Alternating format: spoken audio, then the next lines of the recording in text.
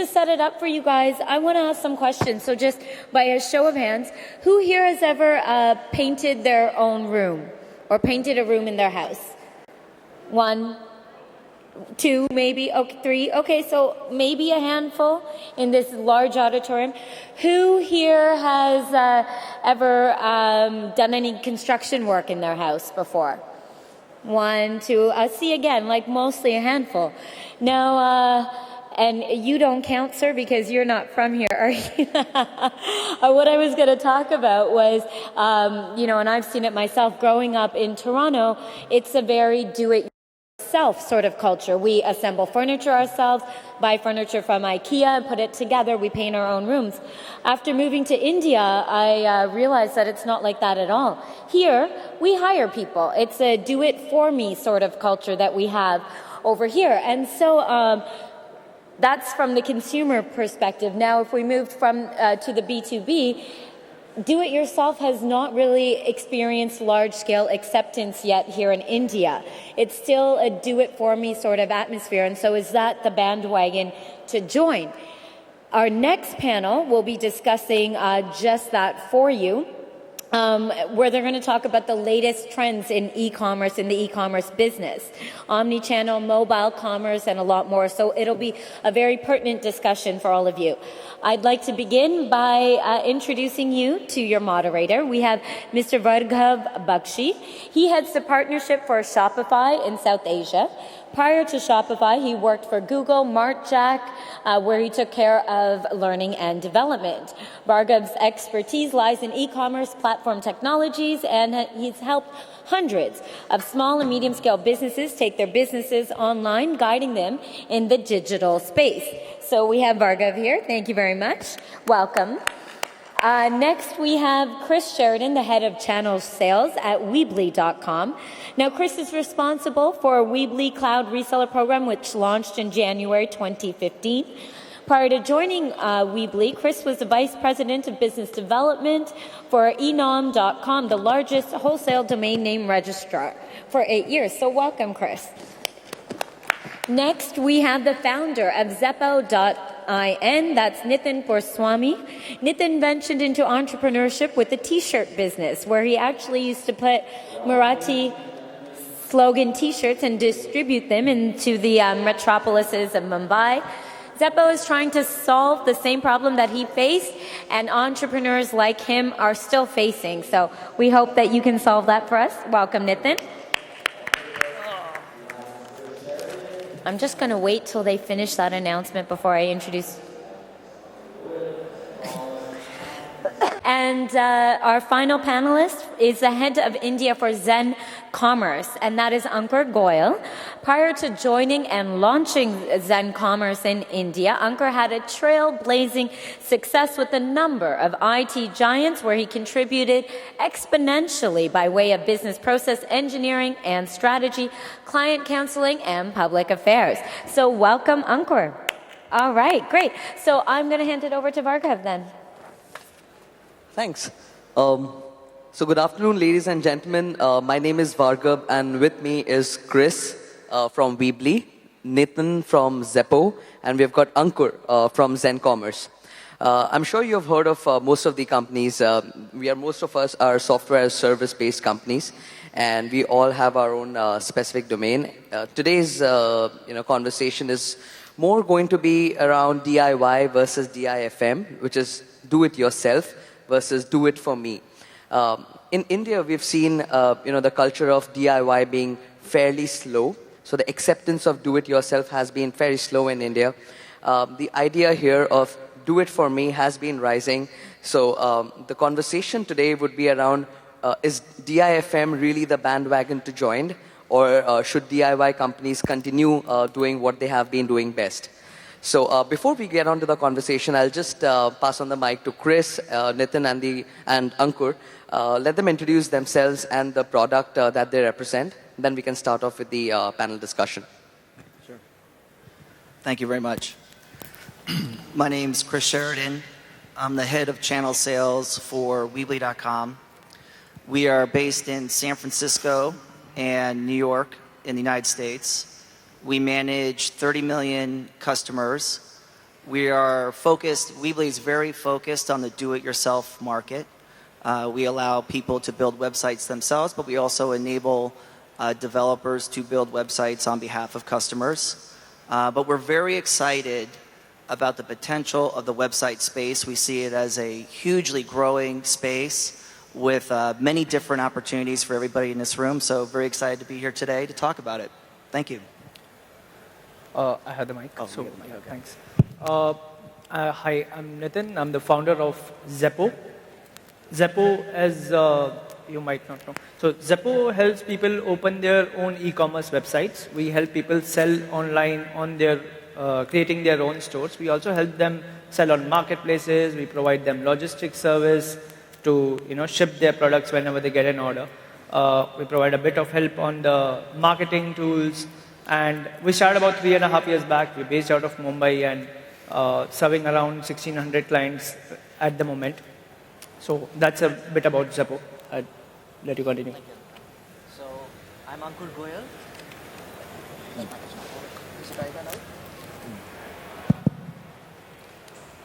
I'm Ankur Goel, friends. I'm the country manager for Zencommerce India. And we have a very ready solutions when it comes to Zencommerce, the ready solution for opening online store. This online store platform helps you for bringing your customers instantly, I would say, which is pre-integrated with the logistics, the payments, some generation of coupon codes, and various applications. And you can even do some third-party integrations out here using the App Store.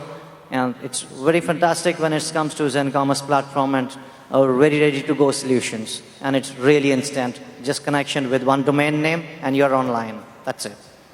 Thank you. Awesome. So I represent Shopify. Shopify powers about 200,000 plus businesses globally. We are there in about 150 plus countries, used by brands like Google, Wikipedia, Los Angeles Lakers, Budweiser. In India, we're used by brands like Raymond's, Royal Enfield, and many more. We help merchants basically sell on their website, social media, and also we give point of sale systems for them to sell on their brick and mortar locations. That's about the product. So let's move on to the panel discussion for today, wherein we talk about the big DIY versus DIFM take. So I would start off with Chris. So Chris, what's your take on do it yourself versus do it for me? I would first like to hear about the North American perspective and then what you have seen in the Indian market. Yeah. Well, at Weebly, we invest a lot in research. And so to take a step back, we're always very interested in consumers' impressions of websites. And so, for example, last year we did a survey and we asked folks, do you trust a business? Do you trust a business that does not have a website? And 70% of our respondents said they don't. They do not trust a business that doesn't have a website. That's very important to us to know that. That reinforces, and that should reinforce for everyone here, the value of having a website. Number two is, do consumers see Facebook, for example, as a substitute for a website? And 98% of our consumers told us they don't see Facebook as a substitute. They actually see it as complementary to a website. And then finally, if these consumers, and in this survey, they were offline, they did not have a website. If they were going to go online, what would be the most important tool they need? A domain name, an email address, a website, and 65% said a website would be the most important thing. So the reason I kind of just begin with these statistics is that the website market is gigantic. There are a number of people offline. And for us, we started Weebly just focused on the do-it-yourself. And with the do-it-yourself market, we've been able to provide tools to people to make it very easy for them to build sites. But we recognize that the do-it-for-me space is a huge marketplace as well. And there are a number of companies, Web.com, for example, providing do-it-for-me services. And then today we spoke to many developers that are building websites on behalf of clients. And this is a very important market, which we believe is driven by time. People tell us they don't have time to build a website. And because of that, they hire folks like you to build a website. And this is a very fast-growing segment of our space. So for us, we kind of look at it two ways. One, we're a global company. This year we launched a reseller channel to allow hosting companies, agencies, individual designers to resell Weebly services. And what that will help them do is build websites on behalf of clients. So this is our first step into offering that type of service. And then secondly, what we're learning specifically in India is that pricing is super important in that space. And getting the pricing right for that type of service is key. And whoever figures that out is going to do very well. Great answer. Do you think India is a price-sensitive market otherwise? Outside of India, it's not as price-sensitive. We don't see the sensitivity reflected per se in the US or North America in general. It's a little hard to do an apples-to-apples comparison because there's no common denominator in Do It For Me. Like, for example, today I spoke to developers that just build the website. That's it. But there's other developers we spoke to today who do SEO and SEM, and they do the mobile component. Well, they're charging more than the other individual. So I think it's really based on the need of that client that's going to drive that. Yeah. Awesome. So Nitin is with us. He's the founder of Zeppo, which is one of the great products catering to SMBs in the e-commerce space. So Nitin, what is the kind of culture that you have seen from SMBs when it comes to accepting DIY? How much of DIFM actually plays a role in it? So in Zeppo, it's very interesting that 60% of our customers are doing it themselves. Okay, creating the content of their websites themselves. That is 60% of the customers that come to us. However, the remaining 40% people, we provide them help with a freelancer network. We provide them, of course, even to the entire 100%, we provide them onboarding assistance and stuff. So our understanding is that it is primarily a do-it-for-me market. Even if they can create their own content, they will need help in onboarding and stuff. So I believe that India is a do-it-for-me market. And that's good for resellers over here because then you can price it well. When there is not just a software, there is a need of people to serve that software. That's where we can make money over it. So that's my opinion on it. Thank you. So moving to Ankur, first I would like to hear your take on do it yourself versus do it for me, and how Zencommerce basically has gone into the Indian market. What has your strategy been when you entered the Indian market? Did you know that DIY may not be the most successful way, or did you find success in DIY?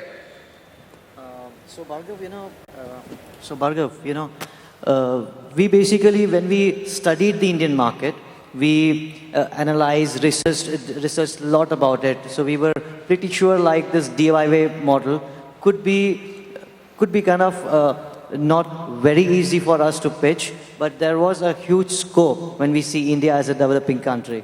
So we were pretty sure of taking it in a right way. And right now what we have as a Zencommerce is in India, you can say tentatively we are running with more than 1,000 plus, and a lot of people taking this particular platform since it's very user-friendly, very economical, and so forth.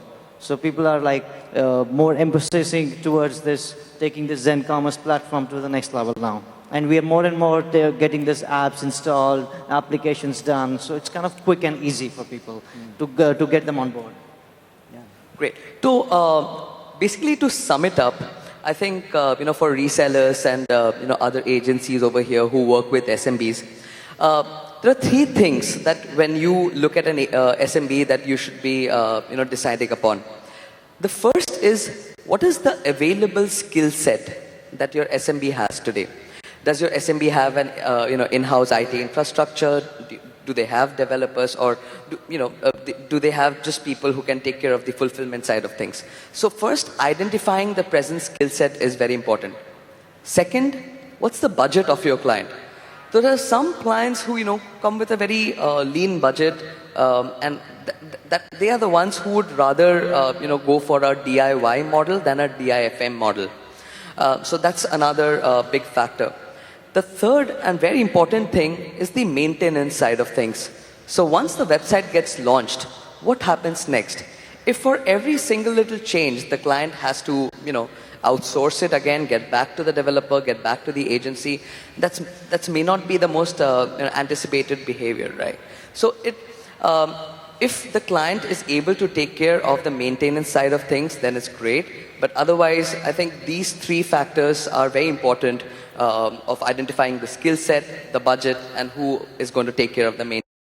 That's my personal take on the DIY versus DIFM model. Now, I would again push it back to Nitin again. He had a couple of interesting ideas. How do you see the DIY culture improving in India? And what do you think is a great next step for companies like us? So one, you have already pointed out, if our dashboards are simple, they'll do it themselves. They'll need onboarding help, they'll need 30 days of hand-holding, but post that, they'll be pretty much, on themselves. Second thing that we can do, given that India is primarily a mobile economy, it's mobile first. If we create apps that can help them easily manage their stores, I believe the do-it-yourself audience will come on the platform and do it themselves, because it becomes very easy. They anyways use WhatsApp to send pictures of their products, so they have the catalog of their products on their mobile.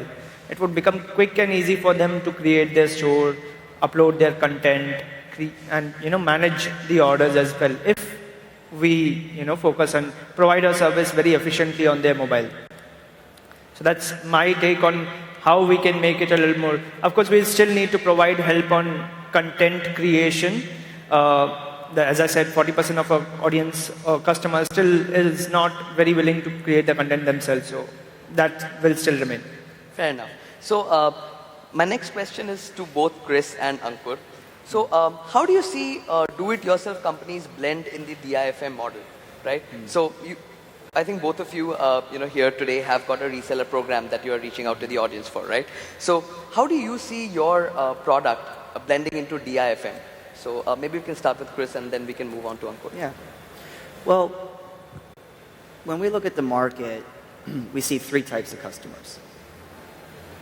There's customers today that don't have a website. And everybody in this room who's building websites on behalf of customers is trying to get that customer, right? Then we see a second type of customer. They have a website, but that website is old. It doesn't work on mobile. It's unresponsive. And that's another customer for the developers to go after, right? And then there's a customer, a third type, who we believe wants a website. They don't want to pay someone else to do it, and they don't know that there's the availability of these easy solutions to build a website. And this is really key to us, that we are investing very much in branding of Weebly and partnering with hosts to resell Weebly to help educate the market that you can build a website.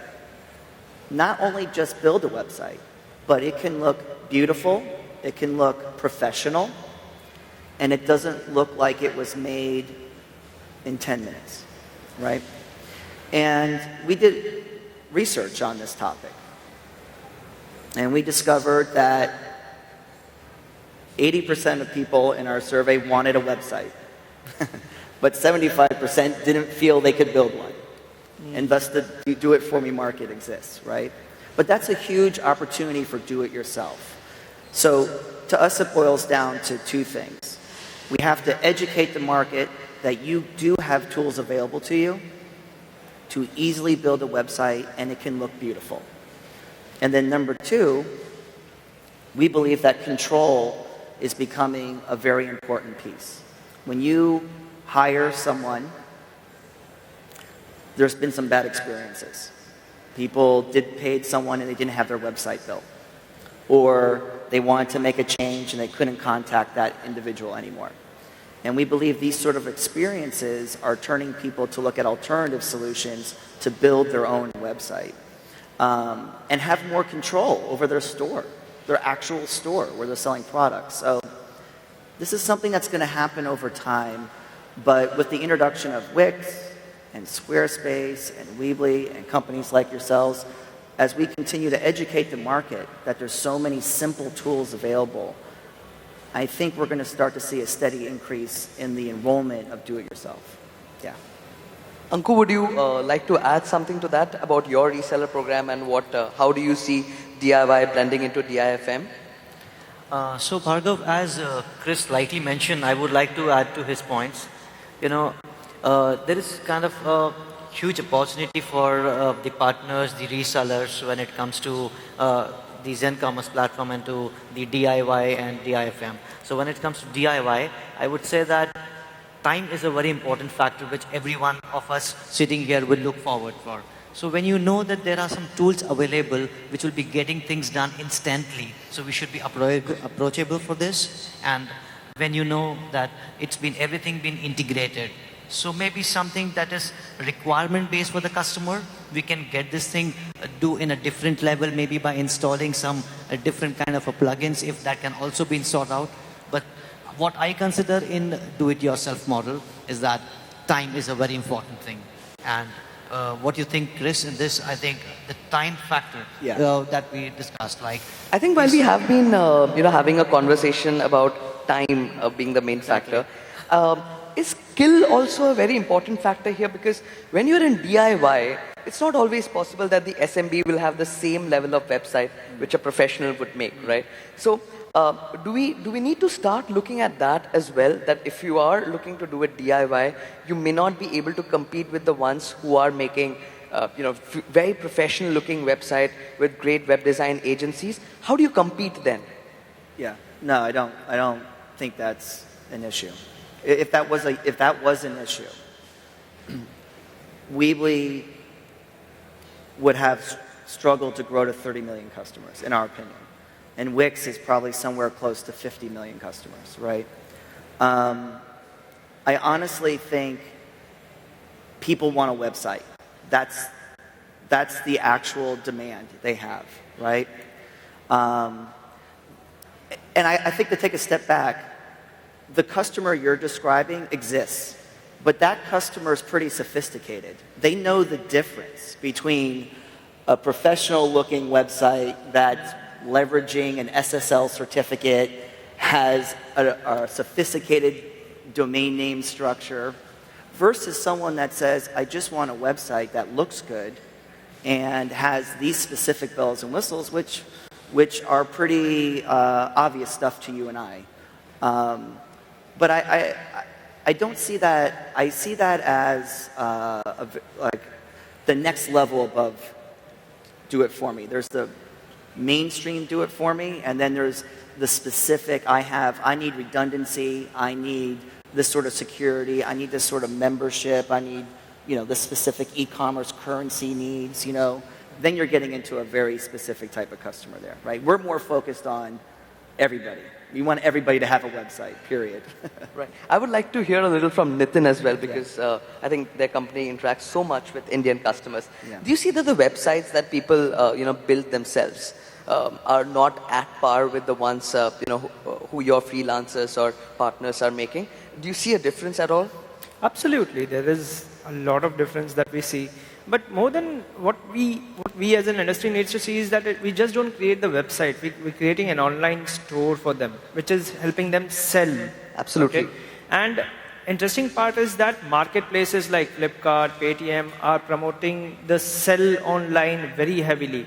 This becomes a big opportunity for us. Every product business is considering in the back of his mind that probably I should start selling on some of the other marketplaces, which gives us an opportunity. Now, I was just having as a discussion with you over the cup of coffee some time back that marketplaces are only able to make 5% of their customers happy, which means this is 95% of the people who went to the marketplace or are thinking of going to the marketplace who will not be satisfied with how the marketplace is going to give them the sales.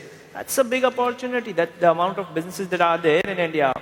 And making it do-it-yourself is possible by creating those kind of tools, by creating that kind of onboarding process for them. So I see that step happening. I see that because of the demand being very high, I see that there are two aspects to this entire website creation, online store. The first is creation, the second is management. One thing that I'm very sure about is that management of their website or management of their online store is definitely do it yourself. They do not want to contact web developers. Absolutely. They do not want to contact. I agree. So management, they do want to do it themselves. However, creation is something that, onboarding is something that they still need hands-on assistance. I totally second you on that one, because in Shopify, that is something that we have seen very often. Because while we get hundreds of signups almost every day, and we see a lot of them try to make websites, themselves, but at some point maybe there's a realization that I'm competing with the best in the market, and I need to have a professional to really have a great-looking website, which actually gives me conversions. So, very interestingly, what you said, that there's a website, and then there's this aspect of selling on your website. So make a website that actually sells your products, right? And that's where we see the professionals, freelancers, agencies come in and make really beautiful websites. The maintenance part of things, like you said, falls a lot on the particular client and his team of how they do the fulfillment, the inventory updates, and the regular the freelancer would not be able to provide all of it. The kind of solutions that we are providing, how we are creating the entire ecosystem for a person to come in and not only open his online store, but also manage and run his online store efficiently. So we see freelancers and everyone as partners. We give them business, they give us business, and we work with them. And that's how it is with us, in our case specifically. Fantastic. So, how do web professionals, Ankur, leverage DIY platforms to give clients an omni-channel experience, right? Now, I'll just take a step back and give you more context. What does the SMB want? The SMB wants more channels to sell. The SMB today wants to sell on marketplaces such as Flipkart, Amazon, eBay, Snapdeal, and others. They want to sell on social media stores. They want to also sell on their website, right? And they also want to have pop-up shops. They want to have some kind of offline stores, so that the omni-channel experience, the single brand, giving the brand a single consistent experience of across all these channels becomes very important for the particular merchant. So how do you see that the resellers and agencies here can leverage companies like, say, Zeppo or Zencommerce or Shopify to give the end merchant that omni-channel experience? So, Vargab, when it comes to omni-channel and the SMB sector, what I leverage is these web professionals, these partners, the resellers, they have a huge potential. They have a huge potential and a huge opportunity. The first thing is like the platforms generally get connected to the marketplaces. Second is they also have your various options in the backend panel, the front-end user friendability, the notifications, the coupons, and the backend panel which will allow them to create some basic static pages. So these are the tools, and the second thing, these tools help them to come online instantly. Since these tools help them to come online instantly, SMBs will be able to get their onboarding to be done on a very fast basis. The first thing is that. And the second thing what I feel is the resellers, they always have the leverage because of the SaaS model. The SaaS subscription helps them to gain the monetary benefit every year. Okay. The third I would like to add here is certain these professionals would like to do some external integration. So when they have the in-house things, some graphical things, and bundle up some with the different packages and sell it off. When it comes to marketplace, when it comes to some separate kind of plugins or apps together, and give it ready solutions. When it comes to SMBs, these partners would really do some bundling. Also, there is a very sharp edge for them to capture the digital market, the digital marketing, the SEO's activities. A lot of our tools are allowing the end customer to manage the SEO activities in-house. So that also, helps them to promote the website, get it listed as quickly, and with the analytical reports, they can understand what should be the next process, the next step of their things. Lastly, I would like to add Facebook store. The Facebook stores are always pre-integrated with everything. So this particular Facebook stores helps them, you develop dual buying opportunity. One through the website, the second through the Facebook as well. So this is the buying opportunity, the e-commerce level, and taking the steps ahead. That's it. Chris, thanks, Ankur. Chris, what should a reseller look for when they partner with a DIY platform? Yeah, that's a great question. For us, we launched our platform in January, and our kind of philosophy has been focused on two things. The first is mobile. For us, it's critical that all of the themes or templates that a reseller would be using are supported across any mobile device. I think there was a time when responsive themes were like a feature, and now it's par for the course. So I think that's absolutely critical.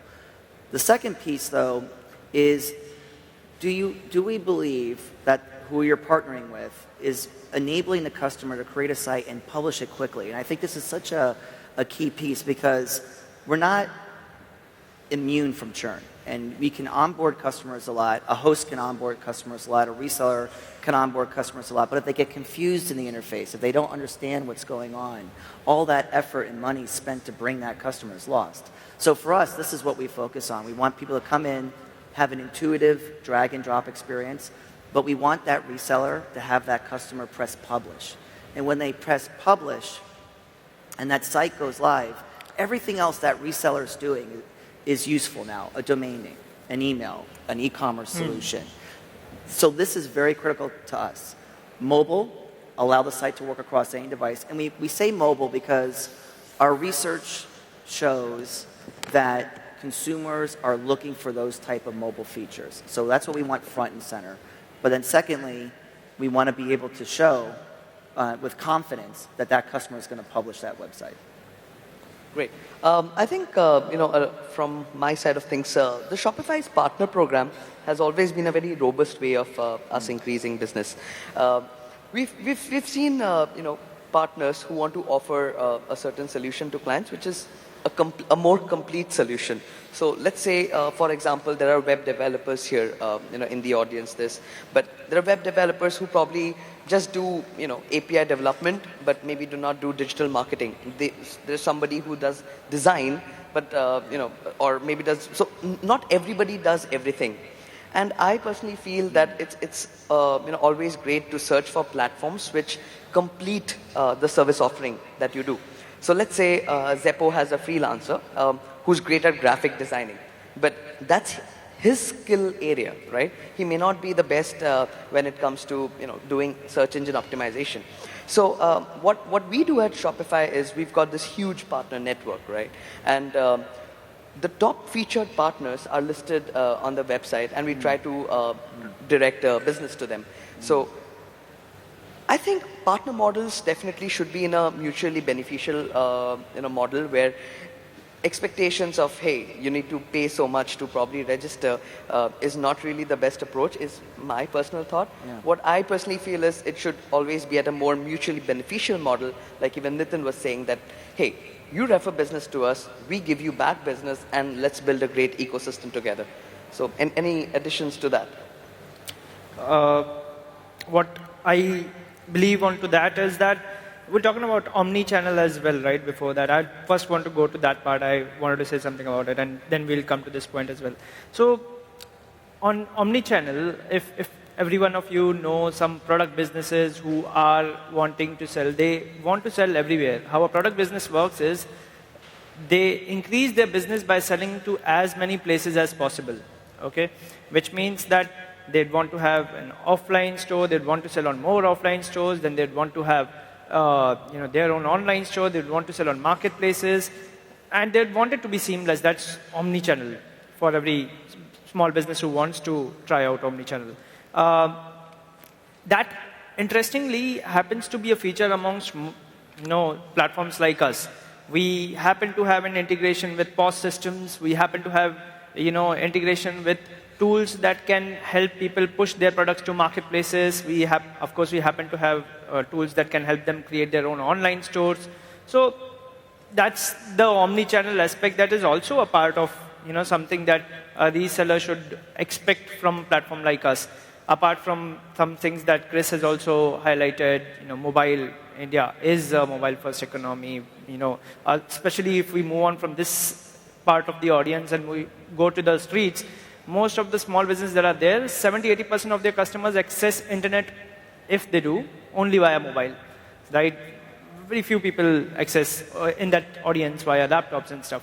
So mobile happens to be the second most important thing that should be a part of the checklist when you go for a platform that you look for. The simplicity of the dashboard is also a part, again, as discussed before. So these are my points on what we are right now discussing about. So. In continuation to that, Nitin, I think I'll ask Ankur and Chris the question. Do you think a mobile app is necessary for all SMBs? Let's start with Nitin and then let's do a round table on that one. Yeah.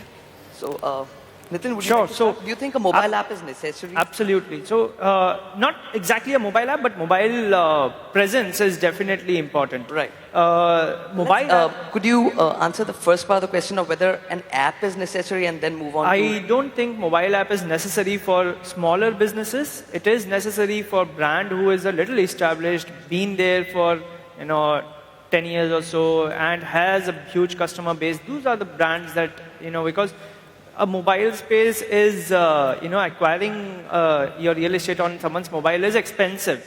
And someone may just install that app and he may not use it very often. To make it use it, this app needs to be something that they use it every day or every week at least.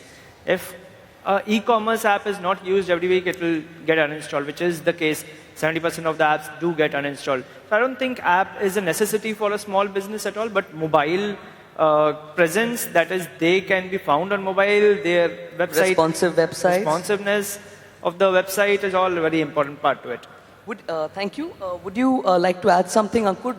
Do most of Zencommerce's customers, opt to have a mobile app, or are they happy with the mobile responsive website?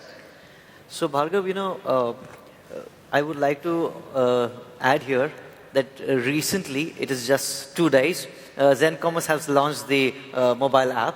Okay. The first and foremost thing after the study and the research, what we understand is the mobile app is kind of necessity for the store owners, the business owners who are managing the online activity for their own website. I would stick to Nitin's comment when it comes to front end. Okay, when it comes to booking online, some product, buying online. But when it comes to backend, the store owners need to be on their toes, like uploading the product, writing some description, adding product image, multiple things. So on the move itself, and as I rightly mentioned previously, the time is an important factor. So if they have an app, they will get these things, upload the products quickly, and get things circulated for themselves. It will be instant, quick. So for mobile owners, yes. Nothing less to mention that the front end of the website should be responsive. So that the order becomes easy for them. Store activity can be managed nicely in the backend panel, and the front end is very responsive, very clean for the order to be processed. Very quick, in short. Would you like to add something to that, Chris? Yeah, I'll just reinforce what my colleagues are saying here, that having a mobile responsive website is what we would highly recommend over an app.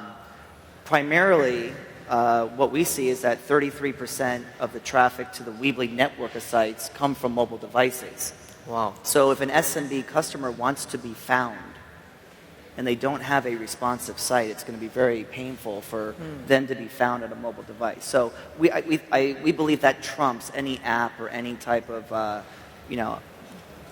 investing in creating your own app. However, I think you were just saying, the ability to edit your site through an app while you're on the go is a huge deal to us. And Weebly has invested a lot in an iPad app and iOS apps, Android apps, to the point where we're one of the first to create the ability to create a website on a tablet. And so we feel like, because for some folks, this is their sole internet to the their sole access to the internet and the sole device they use. They're not using a desktop. This is where we see the market going. Yeah. So that's why we're very focused on mobile sites, yeah. I totally concur with what you're saying, because when we launched Shopify Mobile last year, it was on the same lines that, we wanted to give the merchants the power to basically take orders or do edits, anywhere where they are. They necessarily do not have to be in front of the computer or need a web developer to basically make those changes. So on the back end side of things, I definitely believe that we should have, a mobile version of things. In terms of SMBs having a mobile app on the Play Store, I feel every SMB should first look at the Google Analytics and see the number of visitors that are coming from their present mobile site. If we see that, hey, the responsive site is working really well, there's a lot of traffic that is coming from the mobile sites, perhaps it does make sense for them to make an app, because most of your customers are coming from mobiles or tablets.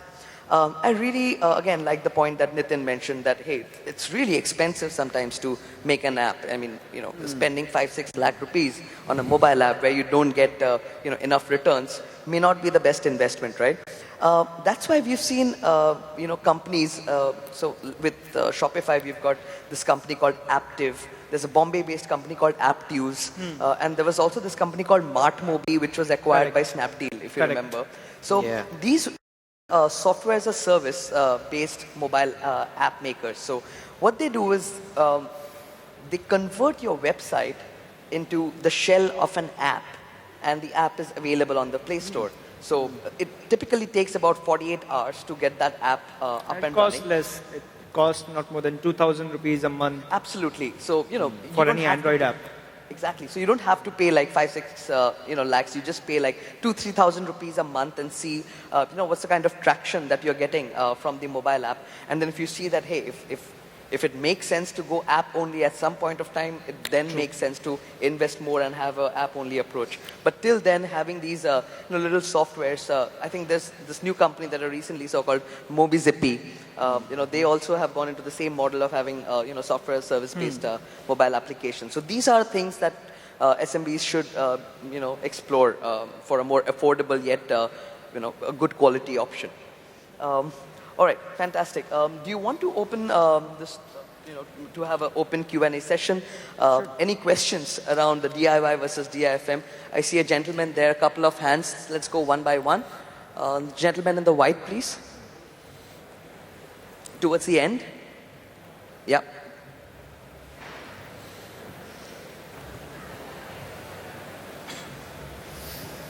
Good evening. Yeah, first of all, let me apologize that I am not a part of either the reseller or the IT group. I'm here since yesterday as a potential customer who is now in the process of building my website.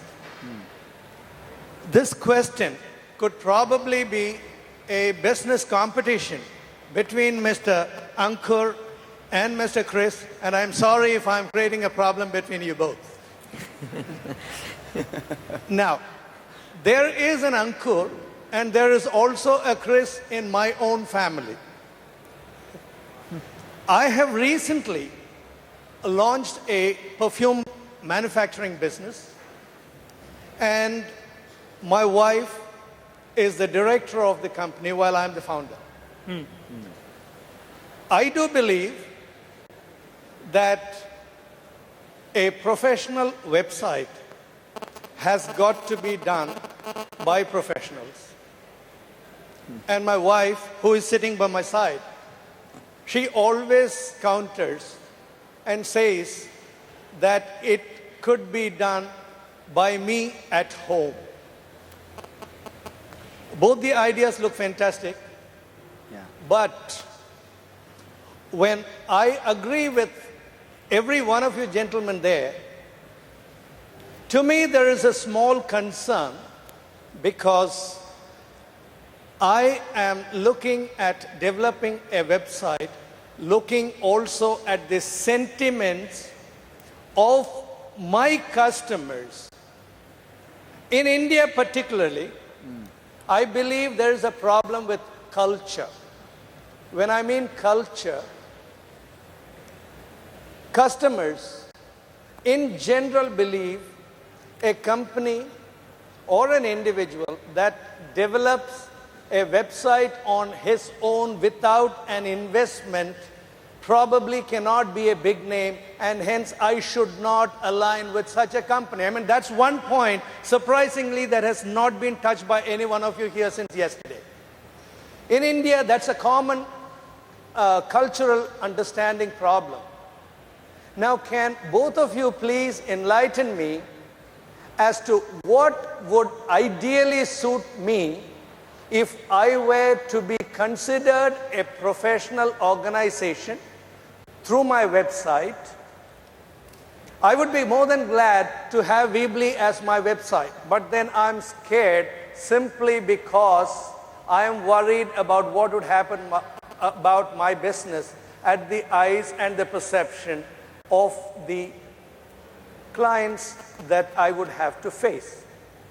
Though I am fine with do it yourself, will I still be right in sticking on to the do it for me philosophy? Could you please enlighten me on this? Thank you. So maybe Chris?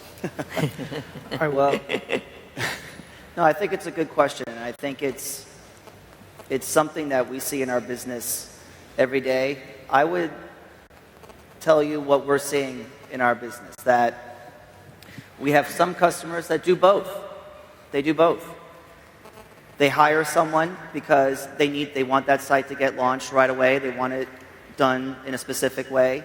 But because they're now a website owner, because now they're now managing a website, they also log into Weebly for free, create a free account, and start educating themselves on the different pieces of a website. That is one of the main ways we see some folks come into it. They're now launching a website. They're going to use Weebly as a way to test out building a site, drive familiarity with the site, educate themselves. And then on the second side, I would say, so in that case, I'm saying you could do both. You could create a site with Weebly. You could hire someone to actually run the professional site. And you're doing that because one day you're going to run that site yourself. That's our opinion. One day you're going to want to have full control of that site. So today's the day to start learning how to build a website, and you can do it at your own speed within Weebly. Alternatively, customers that sell 5 to 6 products have success with our e-commerce package. These gentlemen here are selling stores that probably do a lot more volume than our average seller on Weebly. Our average seller on Weebly is selling 1 to 2 to 3 products. Their needs are different from the power seller, from a true e-commerce solution. So that's one. It depends on what your specific needs are on the e-commerce side, but that's one direction why you might want to go do it for me initially. But at the end of the day, I would suggest that you do both, and you start with a free site, and you at least familiarize yourself with the components because you're about to become a website owner.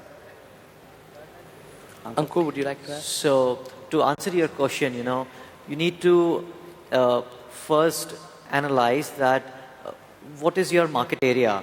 Now the market area, if you say that you're only targeting only for the online buyers, I would say that you should go for the do-it-yourself model, since the DIFM model will be taking kind of a lot of time for you to bring you online. This particular tool, the DIY tool present with Zencommerce, whether it be Zeppo or Shopify, it will help you to bring your product online instantly. So I would say you're creating a good buying opportunity for your customers, and since it is very quick and very easy and very user-friendly to manage at the backend panel. So as your wife rightly said that I can manage these things sitting at home. Yes, the tool is for that. Easily manageable, and if you people are on move, the mobile app helps you for uploading certain kind of products, updating the description, and manage your in-store activities. So that will be kind of easy and quick when it comes to online store, I would say. And when it comes to static pages or even those things also can be leveraged properly.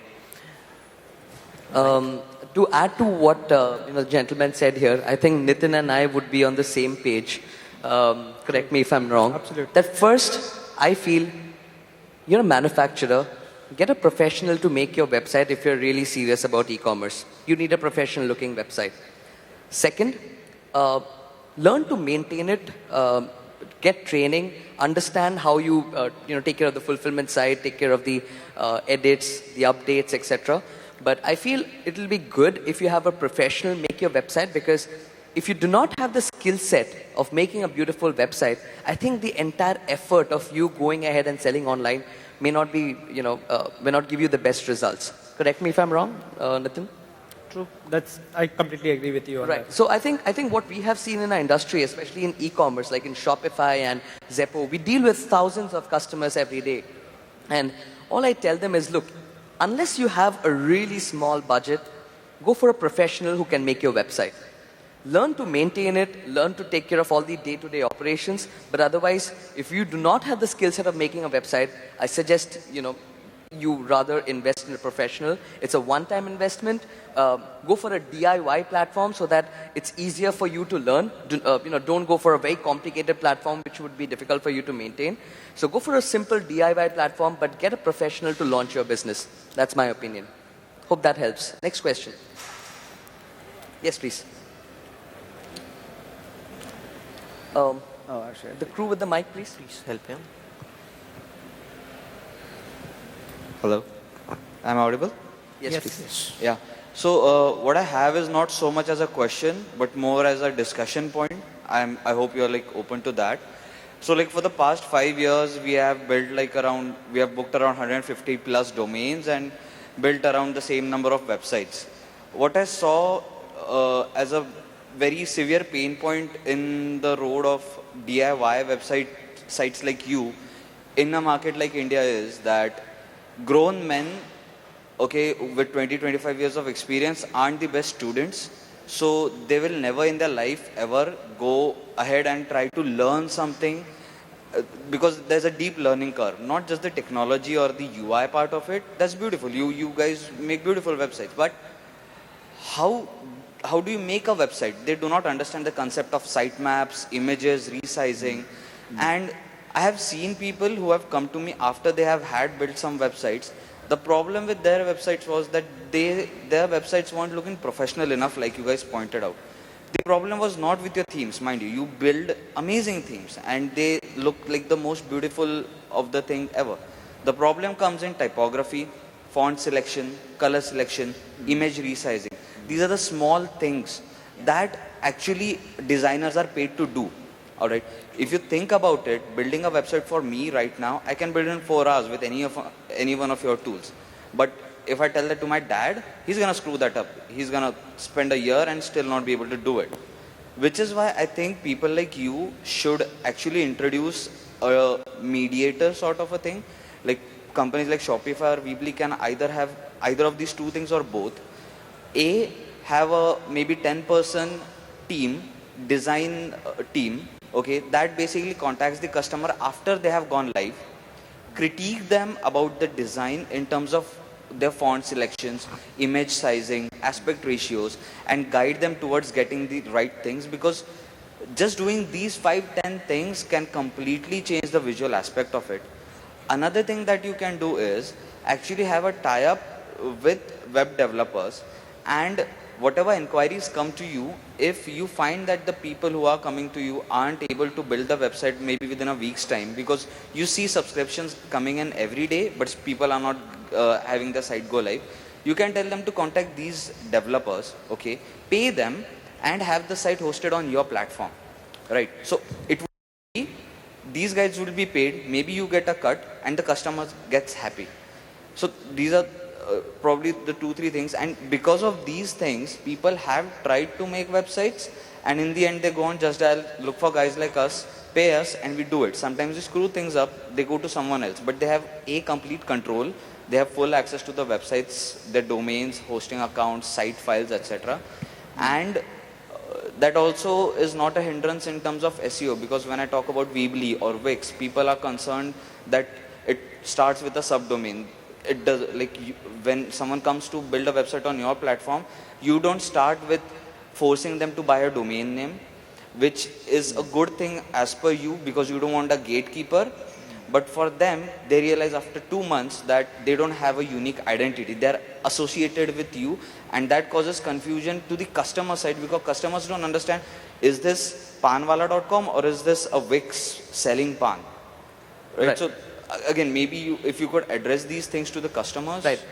Both points that you raised are very valid points, and from Shopify side of things, we took care of these points about 2.5 years back. The first side is the store grader on analyzing a particular website. So I agree, when it's DIY, there should be a kind of feedback mechanism wherein we are able to tell the merchant that, hey, this could have been better. And that's what the store grader tool does in Shopify. So we have that sorted. The second side of the story again is the Shopify partner program, which resolves it. So we have a base of about 4,000 plus partners only in India. I personally take care of partnerships in South Asia. So we have about 6,000 plus partners totally in this region. In India alone, we have 4,000. These partners are web developer, designers, digital marketing agencies, anybody who does an e-commerce service, right? What we see is so Shopify does huge, direct marketing campaigns on Facebook, on Google. Yeah, I think most of you have seen it.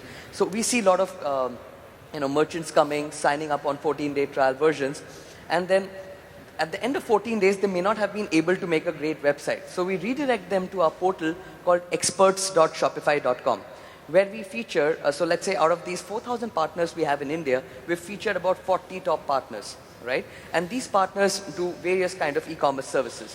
So they are the ones who basically develop the website. They are, spread across different tier 1, tier 2 cities in India. And this is the same model that's there across the globe as well. So I totally agree with you where there's a part of, we've been talking about DIFM, DIY. There's something also called DIWM. Do it with me, right? So this is what even these developers and agencies do, that they handhold, they launch the business in a much better manner and do the same things that you've been pointing to. On the other side, a good thing is that it's a mutually beneficial model, right? So the developer, the agency who works, with Shopify, refers business to us. So using those developer programs, not only we have exposed most of our APIs, which lets you build the theme, the front end of the store as you like, as the customer likes. So that kind of gives a lot of flexibility to build the themes as you want, and of course charge him for that customized theme and use a very robust platform as a backend, plus the value-added services that we bring on the platform. So do it with me, I think completely makes sense in that perspective. Awesome. Any last? Also, I just saw that you are trying to address our community, like designers and developers, in terms of partnering up with you. Your platforms. I don't know how that exactly works or how that would happen, but the thing is, if I get a customer and if I tell him that I'm gonna make their website on Shopify, they don't like it. Because they don't like it. Because they think that all of that we are gonna get there on Shopify is free of cost. They think that it's extremely easy for us to just go, and we are overcharging them, and they're also telling us that if we wanted to make on Shopify, we would have made it on Shopify. We don't want it on Shopify. So why are you addressing to us, and how is it that in a logical way, the customer also feels justified that, all right, I'll pay you so that you make me a Shopify website. I'm sorry, I didn't hear you. I pay you? I'll pay you to make a Shopify website for me, or make my website on Shopify. All right. I think for those customers, I would always push it onto their code and ask them to go and try to make a website first. Tell them that platforms like Shopify or Zeppo, these are the most easiest platforms, right, available, and these are world-class platforms. Anybody can go, if you know how to use email and Facebook, anybody can go and actually make a website on Shopify, and even for that matter, Zeppo, right? However, there's a difference always between an amateur and a professional. If a customer is asking you the question that why am I paying you to make it, I know that they're wrong somewhere because you're a professional and they're an amateur. But maybe sometimes they don't understand that easily. The best way to go ahead with such customers is to ask them to try and make it themselves. If they're not able to, that's when they understand the value that you bring to the table. I think that's the best way to go ahead and pitch it to your customers. In terms of most of these DIY platforms, like you're a web designer, so there are ready-made themes, right? And each of these themes can be customized according to the particular brand. However, again, on our platforms, each themes can be made from scratch as well, right? It's not necessary that, hey, there are about 100 themes and I have to use each of these 100 themes. It's very much possible to make a theme from scratch, and for developers, designers like you to sell those themes, not only just on Shopify theme store, but also on other third-party theme portals like Template Monster or Theme Forest. There are so many of them.